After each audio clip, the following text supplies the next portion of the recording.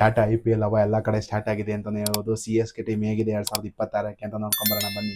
ಎಲ್ಲ ಗೈಸ್, ಎಲ್ಲರಿಗೂ welcome back to my YouTube channel my speaks in Kannada. ನಾನು ನಿಮ್ಮ Prajwal. CSK team last time playoffs ಕೂಡ qualify ಆಗಲಿಲ್ಲ. ಅದೊಂದು ಪ್ರೆಷರ್ ಇರುತ್ತೆ ಅವ್ರಿಗೆ, ಯಾಕಂತ ಹೇಳಿದ್ರೆ ಚೆನ್ನಾಗಿ ಟೀಮ್ ಇದ್ದರೂ ಕೂಡ ಲಾಸ್ಟ್ ಸೀಸನ್ನು CSK ಅವರು ಕ್ವಾಲಿಫೈ ಆಗೋಕ್ಕಾಗಲಿಲ್ಲ. ಯಾಕಂತ ಹೇಳಿದ್ರೆ ಅಷ್ಟೊಂದು ಚೆನ್ನಾಗಿರೋ ಕ್ರಿಕೆಟ್ ಆಡಲೂ ಇಲ್ಲ. ಅದಕ್ಕೋಸ್ಕರ ಅವರು ಓಮಲ್ಲೇ ಸೋತೋದ್ರು ಅಂತಲೇ ಹೇಳ್ಬೋದು CSK ಅವರು. ಹಾಗಾಗಿ ಅವರು ಲಾಸ್ಟ್ ಸೀಸನ್ನು ಪ್ಲೇ ಆಫ್ ಕೂಡ ಕ್ವಾಲಿಫೈ ಆಗೋಕ್ಕಾಗಲಿಲ್ಲ. ಆದರೆ ಈ ಸೀಸನ್ ಸಖತ್ತಾಗಿ ಟೀಮ್ ಕಟ್ಕೊಂಡು ಬಂದಿದ್ದಾರೆ ಅಂತಲೇ ಹೇಳ್ಬೋದು. ಟೀಮ್ ಹೆಂಗಿದೆ ಅಂತ ನೋಡೋಣ ಬನ್ನಿ. ಮತ್ತು ಪ್ಲೇಯಿಂಗ್ ಲೆವೆನ್ ಕಾಂಬಿನೇಷನ್ ಯಾವ ರೀತಿ ಇದೆ ಅಂತ ನೋಡ್ಕೊಬರೋಣ ಬನ್ನಿ. ಇಲ್ಲಿ ಆಗ್ತಾಯಿದ್ದೀನಿ ನೋಡಿ ಪ್ಲೇಯಿಂಗ್ ಲೆವೆನ್ ಹೆಂಗಿರುತ್ತೆ ಅಂತ CSK ಅವ್ರದ್ದು. ಋತುರಾಜ್ ಗಾಯಕ್ವಾಡ್ ಹಾಗೂ ಆಯುಷ್ ಮಾತ್ರೆ ಅವರು ಓಪನಿಂಗ್ ಮಾಡಿದ್ರೆ ಸಖತ್ತಾಗಿರುತ್ತೆ ಅಂತಲೇ ಹೇಳ್ಬೋದು. ಯಾಕಂತ ಹೇಳಿದ್ರೆ ಆಯುಷ್ ಮಾತ್ರೆ ಅವರು ಅಂಡರ್-19 ವರ್ಲ್ಡ್ ಕಪ್ನ ಗೆಲ್ಸ್ಕೊಂಡು ಬರ್ತಾ ಇದ್ದಾರೆ. ವೈಭವ್ ಸೂರ್ಯವಂಶಿ ಹಾಗೂ ಆಯುಷ್ ಮಾತ್ರೆ ಎಲ್ಲ ಒಂದೇ ಟೀಮ್ಗೆ ಆಡೋದು. ಅಂಡರ್-19 ವರ್ಲ್ಡ್ ಕಪ್ನ ಗೆದ್ಕೊಂಡು ಬರ್ತಾ ಇದ್ದಾರೆ. ಒಳ್ಳೆ ಫ್ರೇಮ್ ಆಫ್ ಮೈಂಡಲ್ಲಿ ಇರ್ತಾರೆ ಆಯುಷ್ ಮಾತ್ರೆ ಅಂತೂ. ಋತುರಾಜ್ ಗಾಯಕ್ವಾಡ್ ಅಂತೂ ಪ್ರೂವನ್ ಪ್ಲೇಯರು, CSKಗೆ ಸಖತ್ತಾಗಿ ಪ್ರೂವ್ ಮಾಡ್ಕೊಂಡು ಬಂದಿದ್ದಾರೆ. IPL ಅಲ್ಲೂ ಕೂಡ ಒಳ್ಳೆ ದಾಖಲೆಗಳು ಮಾಡಿದ್ದಾರೆ ಅಂತ ಹೇಳ್ಬೋದು. ಸ್ವಲ್ಪ ಇನಿಷಿಯಲ್ 4-4 ಮ್ಯಾಚಲ್ಲಿ ಒಂದು 4-5 ಮ್ಯಾಚಲ್ಲಿ ಸ್ವಲ್ಪ ಋತುರಾಜ್ ಗಾಯಕ್ವಾಡ್ ಸ್ಟ್ರಗಲ್ ಮಾಡಿದ್ರು. ಅದು ಆಮೇಲೆ ಲಾಸ್ಟ್ ಇನ್ನು ಉಳಿದಂಥ ಲೀಗಲ್ಲಿ ಮೇಕಪ್ ಮಾಡೋಂಥ ಕೇಪಬಿಲಿಟಿ ಋತುರಾಜ್ ಗಾಯಕ್ವಾಡ್ಗಿದೆ. ಇದೊಂದು ಒಳ್ಳೆ ಓಪನಿಂಗ್ ಪ್ಲೇಯರ್ ಅಂತ ಹೇಳ್ಬೋದು. ಸಂಜು ಸ್ಯಾಮ್ಸನ್ ಹಾಗೂ ಡೆವಾಲ್ಡ್ ಪ್ರೇವಿಸ್ ಅವರು 3-4ರಲ್ಲಿ ಬರ್ತಾರೆ. ಸಂಜು ಸ್ಯಾಮ್ಸನ್ ಅವರು ಟ್ರೇಡ್ ಮಾಡ್ಕೊಂಡಿದ್ದೆ CSK ಅವರು ಒಂದು ಬಿಗ್ ಮೂವ್ ಅಂತಲೇ ಹೇಳ್ಬೋದು. ಯಾಕಂತ ಹೇಳಿದ್ರೆ ಸಂಜು ಸ್ಯಾಮ್ಸನ್ ಅವರು T20 ವರ್ಲ್ಡ್ ಕಪ್ಪಲ್ಲಿ ಹೆಂಗೆ ಆಡಿದ್ರು ಅಂತ ನೀವು ನೋಡಿರ್ಬೋದು. ಸಖತ್ತಾದಂಥ ಪ್ಲೇಯರ್ ಆಫ್ ದ ಟೂರ್ನಮೆಂಟ್ ಆದಂಥ ಪ್ಲೇಯರ್ ಸಂಜು ಸ್ಯಾಮ್ಸನ್ ಅವರು ಅದ್ಭುತವಾಗಿ ಆಡಿದ್ರು. ಯಾಕಂತ ಹೇಳಿದ್ರೆ ಲಾಸ್ಟ್ 3 ಕನ್ಸಿಕ್ಯೂಟಿವ್ 50ನ ಹೊಡ್ಕೊಂಡು ಬರ್ತಾ ಇದ್ದಾರೆ ಸಂಜು ಸ್ಯಾಮ್ಸನ್ ಅವರು. ಲಾಸ್ಟ್ 3 50s ಹೊಡೆಯೋದು ಅಷ್ಟು ಈಸಿ ಇರಲ್ಲ. ಅದು T20ಯಲ್ಲಿ ಪ್ರೀ ಕ್ವಾರ್ಟರ್ ಫೈನಲು, ಸೆಮಿಫೈನಲು, ಫೈನಲಲ್ಲಿ 3 ಬ್ಯಾಕ್ ಟು ಬ್ಯಾಕ್ 50s ಹೊಡೆದಿರೋಂಥ ಪ್ಲೇಯರು ಸಂಜು ಸ್ಯಾಮ್ಸನ್ CSK ಟೀಮಲ್ಲಿ ಇರೋದು. ಅದೊಂದು ಗುಡ್ ನ್ಯೂಸ್ ಅಂತಲೇ ಹೇಳ್ಬೋದು CSK ಟೀಮ್ಗೆ. ಆಮೇಲೆ ಬರ್ತಾರೆ ಡೆವಾಲ್ಡ್ ಬ್ರೇವಿಸ್ ಕೂಡ ಸಖತ್ತಾಗಿ ಆಡೋರು. ಇನ್ಫ್ಯಾಕ್ಟ್ ನಮ್ಮ ಮೇಲೇ ಚೆನ್ನಾಗಿ ಆಡೋರು ಅಂತ ಹೇಳ್ಬೋದು. ಇಂಡಿಯಾ ಮೇಲೆ ಅಹಮದಾಬಾದ್ ಸ್ಟೇಡಿಯಮಲ್ಲಿ ಸಖತ್ತಾಗಿ ಬ್ಯಾಟಿಂಗ್ ಆಡ್ತಾರೆ ಡೆವಾಲ್ಡ್ ಬ್ರೇವಿಸ್ ಅವರು. ಇದು ಒಂದು ಒಳ್ಳೆ 4 ಜನನೂ ಕೂಡ ಸಖತ್ತಾಗಿ ಟಾಪ್ ಆರ್ಡರ್ ಸಖತ್ತಾಗಿ ಆಯಿತು ಅಂತಲೇ ಹೇಳ್ಬೋದು. ಅದಾದಮೇಲೆ ಬರ್ತಾರೆ ಶಿವಮ್ ದುಬೆ ಹಾಗೂ ಕಾರ್ತಿಕ್ ಶರ್ಮಾ ಅವ್ರನ್ನ ಆಡಿಸ್ತಾ ಇದ್ದೀನಿ ನಾನು ಇಲ್ಲಿ. ಯಾಕಂತ ಹೇಳಿದ್ರೆ ಕಾರ್ತಿಕ್ ಶರ್ಮಾನ ಅಷ್ಟು ದುಡ್ಡು ಕೊಟ್ಟು ತಗೊಂಡಿದ್ದಾರೆ ಅಂತ ಹೇಳಿದ್ರೆ ಬೆಂಚಲ್ಲಂತ ಕುಣಿಸ್ಬಾರ್ದು. ಯಾಕಂತ ಹೇಳಿದ್ರೆ ಯಂಗ್ ಪ್ಲೇಯರ್ನ ಇವರು ಗ್ರೈಂಡ್ ಮಾಡೋದ್ರಲ್ಲಿ ಸ್ವಲ್ಪ ಮುಂದೆ ಇರ್ತಾರೆ ಅಂತ ಹೇಳ್ಬೋದು CSK ಟೀಮ್ ಯಾವಾಗ್ಲೂ. ಹಾಗಾಗಿ Shivam Dube proven player, world ಕಪ್ಪಲ್ಲಿ ಸಖತ್ತಾಗಿ ಆಡಿದ್ದಾರೆ ಶಿವಮ್ ದುಬೆ ಅವರು, ಅದ್ರ ಬಗ್ಗೆ ನೋ ಡೌಟ್. ಮತ್ತು ಕಾರ್ತಿಕ್ ಶರ್ಮಾ ಅವ್ರನ್ನ ಅಷ್ಟು ದುಡ್ಡು ಕೊಟ್ಟು ತಗೊಂಡಿದ್ದಾರೆ ಅಂತ ಹೇಳಿದ್ರೆ ನಾವು ಒಂದು ಮ್ಯಾಚ್ ಆದ್ರೂ ನೀವು ಆಡಿಸ್ಲೇಬೇಕಾಗುತ್ತೆ. ಹಾಗಾಗಿ ಸ್ಟಾರ್ಟಿಂಗ್ ಪ್ಲೇಯಿಂಗ್ ಲೆವೆನ್ನಿಂದಲೇ ಕಾರ್ತಿಕ್ ಶರ್ಮಾ ಅವ್ರನ್ನ ನೀವು ಪ್ಲೇಯಿಂಗ್ ಲೆವೆನ್ ಆಡಿಸೋ, ವಿಕೆಟ್ ಕೀಪಿಂಗು ಮಾಡ್ತಾರೆ ಅವರು. ಬೇಕಾದರೆ ನೀವು ಅವ್ರನ್ನೂ ಕೂಡ ಆಡಿಸೋಗುತ್ತೆ. ಮತ್ತು ಅದಾದಮೇಲೆ ಬರ್ತಾರೆ ಪ್ರಶಾಂತ್ ವೀರ್ ಅವರು ಜಡೇಜಾಗೆ ಕಂಪ್ಲೀಟ್ಲಿ ರೀಪ್ಲೇಸ್ಮೆಂಟ್ ಅಂತಲೇ ಹೇಳ್ಬೋದು. ಆದರೆ ಜಡೇಜಾ ಮಾಡಿದಷ್ಟು ಕಾಂಟ್ರಿಬ್ಯೂಟ್ ಮಾಡ್ತಾರೆ ಅಂತ ಹೇಳೋಕ್ಕಾಗೋದಿಲ್ಲ. ಯಾಕಂತೇಳಿದ್ರೆ ಈಗ ಬರ್ತಾ ಇರೋವಂಥ ಪ್ಲೇಯರು. ಹೌದು, ಡೊಮೆಸ್ಟಿಕ್ ಸೈಯದ್ ಮುಸ್ತಕ್ ಅಲಿ ಚೆನ್ನಾಗಿ ಪ್ರೂವ್ ಮಾಡ್ಕೊಂಡಿದ್ದಾರೆ. ಅವ್ರ ಕೇಪಬಿಲಿಟಿ ಏನು ಅಂತ ಯಾರಿಗೂ ಗೊತ್ತಿದೆ. ಅದಕ್ಕೋಸ್ಕರನ ಅಷ್ಟು ದುಡ್ಡು ಹೋಗಿರೋದವರು ಮೋರ್ ದೆನ್ 14 crores ಹೋಗಿದ್ದಾರೆ ಅಂತ ಹೇಳಿದ್ರೆ ಅವ್ರ ಕೇಪಬಿಲಿಟಿ ಎಲ್ಲ ಟೀಮ್ಸ್ಗಳು ನೋಡಿರೋ ಕಾರಣನೇ ಒಂದು ಟೀಮ್ಗೆ ಹೋಗ್ಬಿಟ್ರೆ ಯಾರು ದುಡ್ಡು ಜಾಸ್ತಿ ಹೋಗ್ಬಿಡೋಕ್ಕೆ ಚಾನ್ಸೇ ಇಲ್ಲ. ಹಾಗಾಗಿ ಪ್ರಶಾಂತ್ ವೀರ್ ಅವ್ರಿಗೆ 14 ಕೋಟಿ ಬಂದಿರೋದು ಆಶ್ಚರ್ಯ ಪಡಬೇಕಾಗಿದೆ ಅಂತಿಲ್ಲ. ಯಾಕಂತೇಳಿದ್ರೆ ನಮ್ಮ ಡೊಮೆಸ್ಟಿಕ್ ಕ್ರಿಕೆಟ್ ಆ ರೇಂಜಿಗೆ ಬೆಳೀತಾ ಇದೆ ಅಂತ ಖುಷಿ ಪಡಬೇಕಾಗುತ್ತೆ ಯಾವುದೇ ಒಬ್ಬ ಇಂಡಿಯನ್ಸ್ ಆದ್ರೂ. ಪ್ರಶಾಂತ್ ವೀರ್ ಅವರು ಬರ್ತಾರೆ. ಅದಾದಮೇಲೆ ಬರ್ತಾರೆ MS ಧೋನಿ ಅವರು ಅಂತ ಹೇಳ್ಬೋದು. MS ಧೋನಿ ಅವರಂತೂ ಅವ್ರ ಆರನ್ನು ಯಾರೂ ಮ್ಯಾಚ್ ಮಾಡೋಕ್ಕೆ ಆಗೋದಿಲ್ಲ. CSK ಅಂದರೆ MS ಧೋನಿ ಅಂದರೆ CSK ಅಂತಲೇ ಹೇಳ್ಬೋದು. ಸಖತ್ತಾಗಿರೋವಂಥ ಪ್ಲೇಯರ್ MS ಧೋನಿ ಅವರು. ಅವ್ರು ಅಷ್ಟೊಂದು ಓಡದೇ ಇರೋ ಕಾರಣದಿಂದ ಲಾಸ್ಟ್ ಒಂದು 2 overs ಇರುವಾಗ ಬರ್ತಾರೆ ಅಂತ ಅನಿಸ್ತಾ ಇದೆ. ಲಾಸ್ಟ್ ಸೀಸನ್ ಬಂದಂಗೆ ಪರವಾಗಿಲ್ಲ, ಏನು ಬಂದರೂ ಒಟ್ಟು ನಾವು ಮ್ಯಾಚ್ ಆಡಿದ್ರೆ ಸಾಕು. ಫ್ಯಾನ್ಸ್ಗಳಿಗೆಲ್ಲ ಚೆನ್ನಾಗಿ ಎಂಟರ್ಟೈನ್ಮೆಂಟ್ ಮಾಡ್ತಾರೆ. ಅಷ್ಟು ಡಾಟ್ ಬಾಲ್ಗಳು ಕೂಡ ಏನು ಆಡೋದಿಲ್ಲ. ಬಂದು ಕ್ವಿಕ್ ಸೆಕ್ಷನಲ್ಲಿ ಒಂದು 6 ಬಾಲಲ್ಲಿ 20-25 ರನ್ನ ಕಾಂಟ್ರಿಬ್ಯೂಟ್ ಮಾಡೋವಂಥ ಕೇಪಬಿಲಿಟಿ ಅಂತೂ ಪಕ್ಕ MS ಧೋನಿ ಅವ್ರಿಗಿದೆ ಅಂತಲೇ ಹೇಳ್ಬೋದು.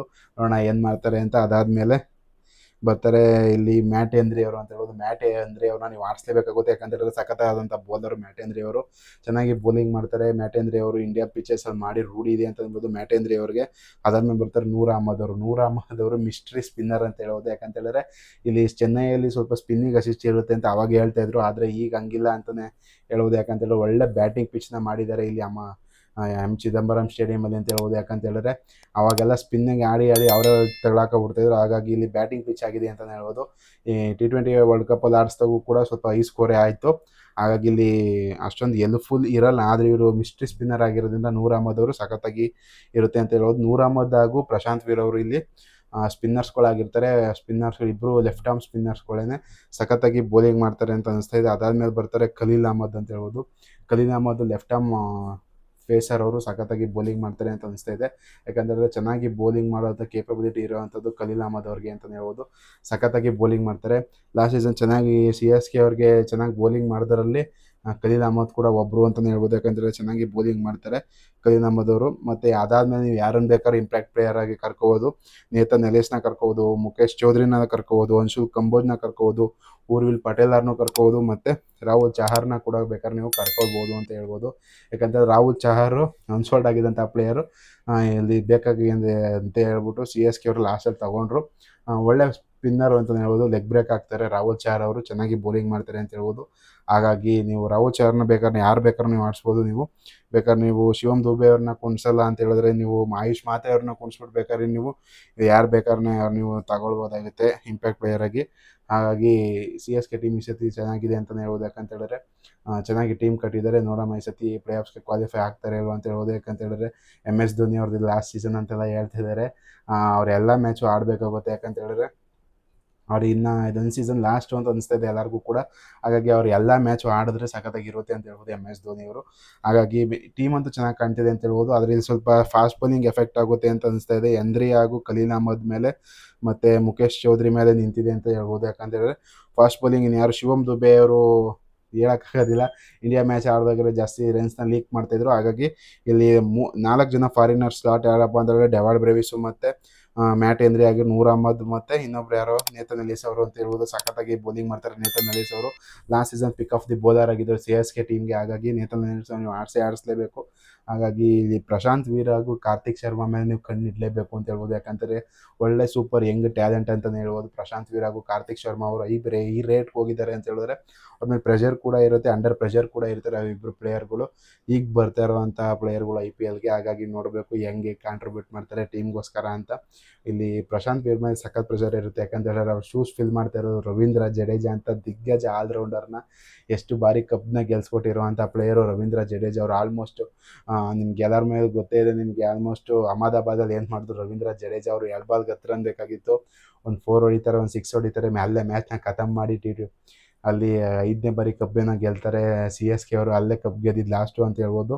ಅದಾದ್ಮೇಲೆ ಕಪ್ ಕೂಡ ಗೆದ್ದಿಲ್ಲ. ಹಾಗಾಗಿ ಈ ಸೀಸನ್ನು ಅಟ್ಲೀಸ್ಟ್ ಪ್ಲೇ ಆಫ್ಗಾರು ಕ್ವಾಲಿಫೈ ಆಗಿಬಿಟ್ಟು ಕಪ್ ಹೊಡೆಯೋಣ ಅಂತ ನೋಡ್ತಾ ಇರ್ತಾರೆ.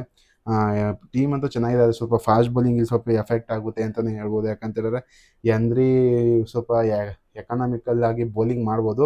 ಆದರೆ ಸ್ವಲ್ಪ ಖಲೀಲ್ ಅಹ್ಮದ್ ಅವರು ಲಾಸ್ಟ್ ಸೀಸನ್ ಚೆನ್ನಾಗಿ ಮಾಡಿದ್ದಾರೆ. ಬಟ್ ಅವರು ಎಲ್ಲೂ ಆ್ಯಕ್ಟಿವ್ ಆಗಿ ಕಾಣಿಸ್ಕೊಳ್ತಾ ಇಲ್ಲ. ಸೈಯದ್ ಮುಸ್ತಕ್ ಅಲಿ ಸ್ವಲ್ಪ ಕಾಂಟ್ರಿಬ್ಯೂಟ್ ಮಾಡುತ್ತಾರೆ ಅನಿಸ್ತಾ ಇದೆ. ನೇತನ್ ಎಲಿಸ್ ಕೂಡ ಸಖತ್ತಾಗಿ ನಮ್ಮ ಇಂಡಿಯಾದವ್ರಿಗೆ ಆಟಾಡಿಸ್ಬಿಟ್ರು ಅಂತ ಹೇಳ್ಬೋದು. ಆಸ್ಟ್ರೇಲಿಯಾ ಟೀಮ್ಗೆ ಹೋಗಿದ್ದಾಗ ನಾವು ಸಖತ್ತಾಗಿ ಬೌಲಿಂಗ್ ಮಾಡ್ತಾರೆ ನೇತನ್ ಎಲಿಸ್ ಅವರು. ನೂರ್ ಅಹ್ಮದ್ ಮತ್ತು ಪ್ರಶಾಂತ್ ವೀರು ಮತ್ತು ಶಿವಮ್ ದುಬೆ ಮೇಲೆ ಬೌಲಿಂಗ್ ಮಾಡೋರು ಆಪ್ಷನ್ಸ್ ಇದೆ ಅಂತ ಹೇಳ್ಬೋದು. ಇದು ಋತುರಾಜ್ ಗಾಯಕ್ವಾಡ್ ಅವರು ಕ್ಯಾಪ್ಟನ್ಶಿಪ್ನ ಮುಂದುವರಿಸ್ತಾ ಇದ್ದಾರೆ ಅಂತ ಹೇಳ್ಬೋದು. CSK ಟೀಮ್ ಚೆನ್ನಾಗಿದೆ, ಬ್ಯಾಲೆನ್ಸ್ಡ್ ಆಗಿದೆ. ಇದಕ್ಕೆ ನಾವು ರೇಟಿಂಗ್ ಕೊಡೋದು 10ಕ್ಕೆ ನಾನು ಒಂದು 7 ಕೊಡ್ತೀನಿ ಅಂತ ಹೇಳ್ಬೋದು. ಯಾಕೆಂತ ಹೇಳಿದ್ರೆ ಚೆನ್ನಾಗಿದೆ ಟೀಮ್, ಅಷ್ಟೊಂದು ಏನು ಖರಾಬ್ ಆಗಿಲ್ಲ ಅಂತಲೇ ಹೇಳ್ಬೋದು. ಚೆನ್ನಾಗಿದೆ, ಚೆನ್ನಾಗಿ ಕಟ್ಟಿದ್ದಾರೆ. ಇಲ್ಲಿ ಶಿವಮ್ ದುಬೆ ಮತ್ತು ಪ್ರಶಾಂತ್ MS ಧೋನಿ ಗಂಟನೂ ನಿಮಗೆ ಬ್ಯಾಟಿಂಗ್ ಡೆಪ್ತ್ ಅಂತೂ ಸಖತ್ತಾಗಿದೆ ಅಂತ ಹೇಳ್ಬೋದು. ಋತುರಾಜ್ ಗಾಯಕ್ವಾಡ್, ಆಯುಷ್ ಮಾತ್ರೆ, ಸಂಜು ಸ್ಯಾಮ್ಸನ್, ಡೆವಾರ್ಡ್ ಬ್ರೇವಿಸ್, ಶಿವಮ್ ದುಬೆ, ಕಾರ್ತಿಕ್ ಶರ್ಮಾ, ಪ್ರಶಾಂತ್ ವೀರ್, MS ಧೋನಿ ಸಖತ್ತಾಗಿದ್ದಾರೆ ಅಂತ ಹೇಳ್ಬೋದು. ಇಲ್ಲಿ ಋತುರಾಜ್ ಗಾಯಕ್ವಾಡ್ ಮತ್ತು ಆಯುಷ್ ಮಾತ್ರೆ ಅವರು ಸಖತ್ ಇಂಪಾರ್ಟೆಂಟ್ ಆಗ್ತಾರೆ, ಕ್ರೂಷಿಯಲ್ ಆಗ್ತಾರೆ ಅಂತ ಹೇಳ್ಬೋದು CSK ಅವ್ರಿಗೆ. ಋತುರಾಜ್ ಗಾಯಕ್ವಾಡ್ ಹೆಂಗೆ ಲೀಡ್ ಮಾಡ್ತಾನೆ ಅಂತ ನೋಡೋಣ CSK ಟೀಮ್ನ. ಈ ವಿಡಿಯೋನ ನಿಮ್ಗೆ ಒಂಚೂರಾದರೂ ಇಷ್ಟ ಆಗಿದ್ರೆ ಲೈಕ್ ಮಾಡಿ, ಶೇರ್ ಮಾಡಿ, ಸಬ್ಸ್ಕ್ರೈಬ್ ಮಾಡಿ.